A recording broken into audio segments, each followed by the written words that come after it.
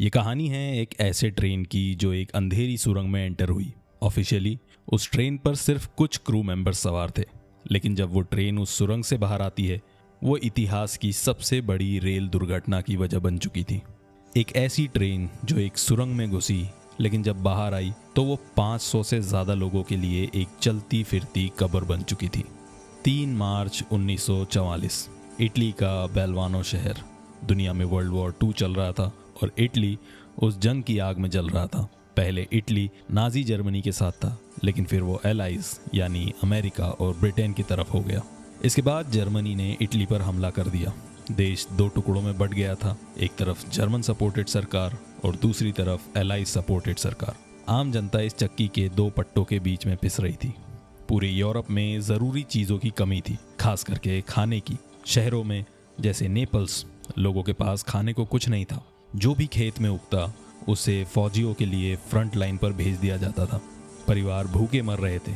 ऐसे में लोगों ने एक नया तरीका निकाला। वो शहरों से अमेरिकन फौजियों से मिला सामान जैसे कॉफ़ी या सिगरेट्स लेकर गांव की तरफ जाते।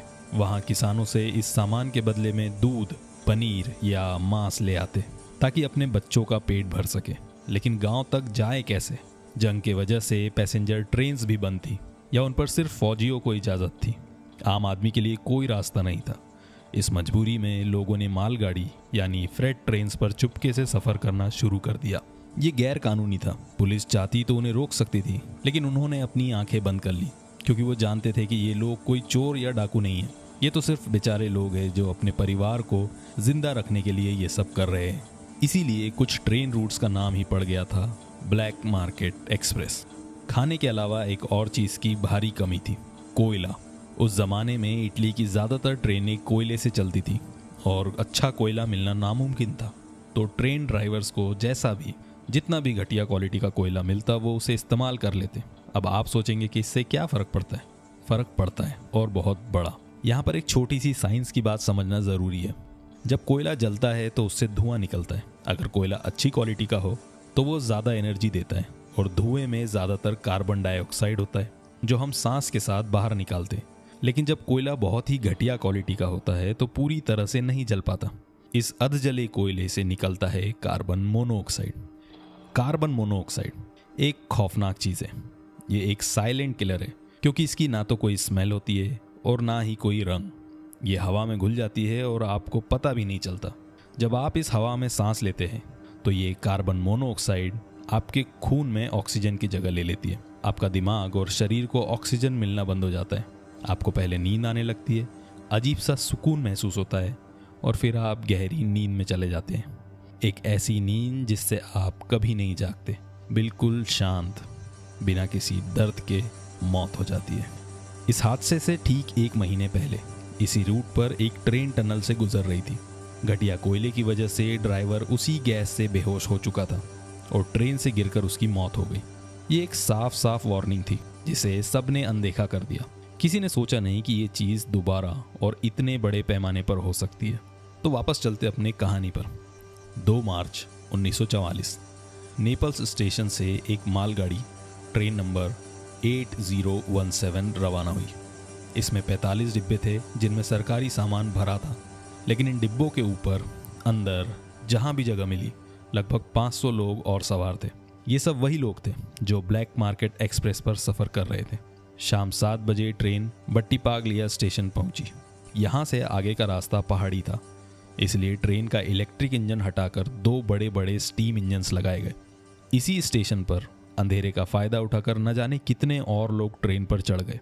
अंदाजा है कि जब ट्रेन वहाँ से निकली तो उस पर 700 से ज़्यादा गैर कानूनी मुसाफिर सवार थे। रात के 12 बज चुके थे।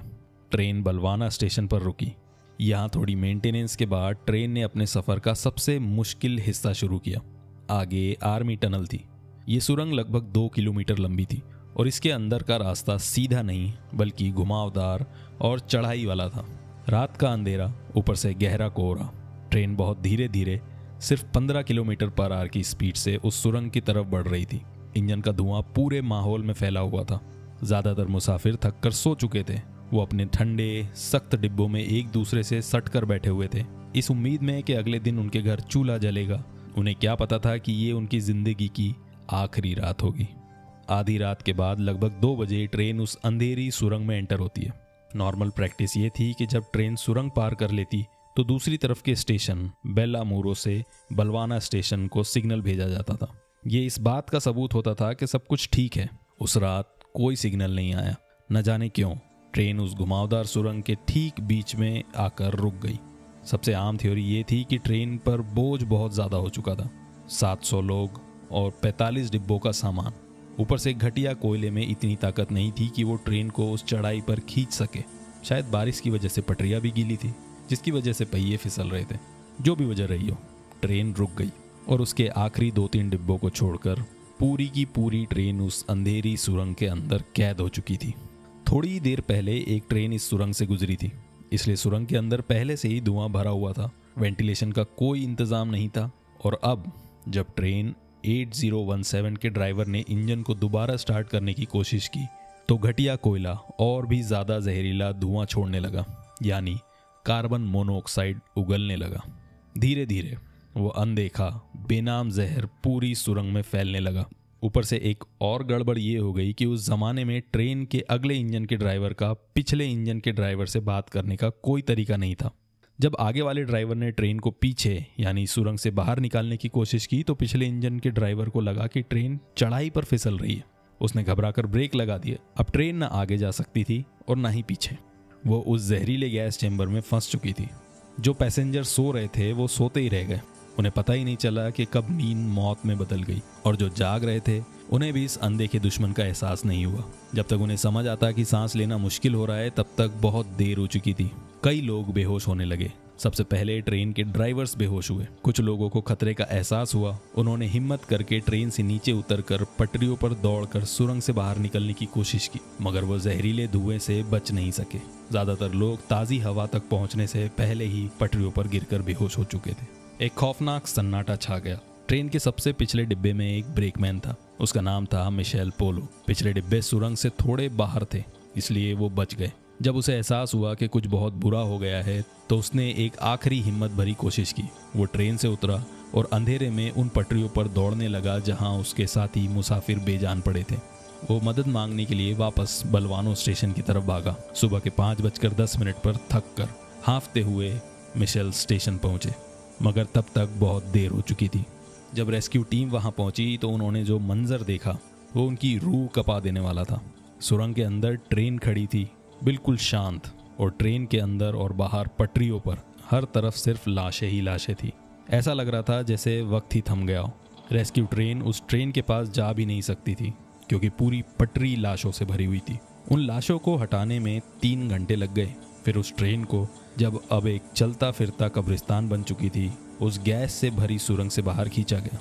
ऑफिशियल कैजुअल्टी काउंट 517 था, लेकिन कुछ रिपोर्ट्स कहती है कि 626 लाशें मिली थी। उन सब लाशों को पहले बलवानो स्टेशन पर रखा गया और फिर बलवानो के कब्रिस्तान में बड़े बड़े गड्ढे खोदकर एक साथ दफना दिया। बिना किसी नाम के, बिना किसी पहचान के।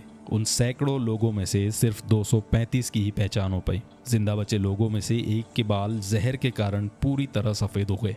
दूसरे को जहर की गंभीरता के कारण मेंटली डिस्टर्ब माना गया। सिर्फ ट्रेन के क्रू मेंबर्स को ही एक प्रॉपर ब्यूरियल नसीब हुआ, बाकी सभी को एक गुमनाम मौत नसीब हुई। और इसके बाद क्या हुआ? कुछ नहीं। जंग का माहौल था, स्ट्रिक्ट सेंसरशिप लगी हुई थी। इस खबर को पूरी तरह से दबा दिया गया। एलाइस को डर था कि ऐसी खबर से लोगों का मनोबल टूट जाएगा और इटालियन सरकार इस बदनामी से बचना चाहती थी। इस हादसे के बारे में सालों तक किसी ने बात नहीं की।